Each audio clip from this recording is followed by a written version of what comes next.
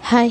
So இன்றைக்கி இந்த வீடியோவில் என்ன பார்க்க போகிறோம் அப்படின்னு பார்த்தீங்கன்னா, ஜிஆர்டியோட அக்ஷய திருதியை ஆஃபர் தான் பார்க்க போகிறோம். அது மட்டும் இல்லாமல் அமௌண்ட்டையும் அவங்க ரீஃபண்ட் பண்ணுறேன்னு சொல்லியிருக்காங்க. இப்போ கோல்டு ரேட் பார்த்திங்கன்னா அதிகமாக ஆகிட்டே இருக்கிறதுனால அதுக்கு என்னென்ன கண்டிஷன்றது பார்க்கலாம். ஃபஸ்ட்டு கோல்டுக்கு பார்த்திங்கன்னா, நீங்கள் நியூவாக ஒரு கோல்டு ஜுவல்லரி வாங்க போகிறீங்கன்னா அதுக்கு ஒரு கிராமுக்கு பார்த்திங்கன்னா ₹250 லெஸ் பண்ணுறாங்க. இதுவே ஒரு பவுனுக்குன்னு பார்த்திங்கன்னா ₹2000 வரைக்கும் கம்மி பண்ணி தராங்க. நெக்ஸ்ட்டு பழைய நகைக்கு பார்த்திங்கன்னா 75 ஒரு கிராமுக்கு ₹75 எக்ஸ்ட்ரா கொடுக்குறாங்க.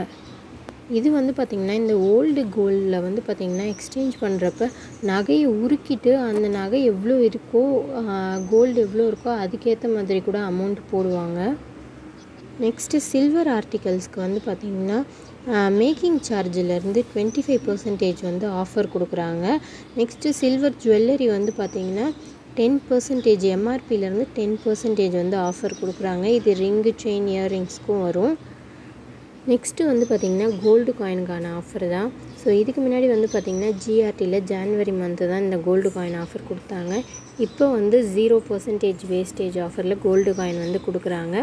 நெக்ஸ்ட்டு இதுக்கான ப்ரீ புக்கிங்லாம் எப்போ ஸ்டார்ட் ஆகுது அப்படின்னு பார்த்திங்கன்னா 18 ஏப்ரல் 2025 4 மே 2025 வரைக்கும் தான்.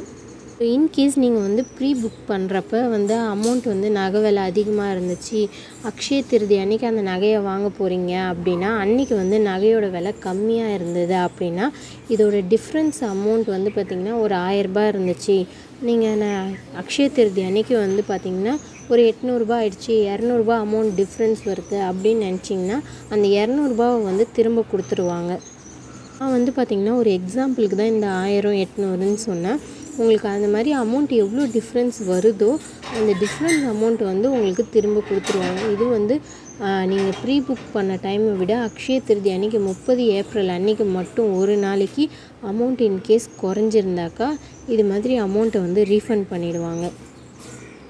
இல்லை அமௌண்ட் குறையலை அதிகமாகவே ஆயிடுச்சு அப்படின்னா நீங்கள் எந்த அமௌண்ட்டுக்கு புக் பண்ணிங்களோ அதிலே நீங்கள் நகையை பர்ச்சேஸ் பண்ணிவிட்டு போயிடலாம். இன்கேஸ் உங்களுக்கு ஏதாவது இதில் டவுட் இருந்துச்சுன்னா கமெண்ட் பாக்ஸில் கமெண்ட் பண்ணுங்கள், நான் ரிப்ளை பண்ணுறேன். பாய்.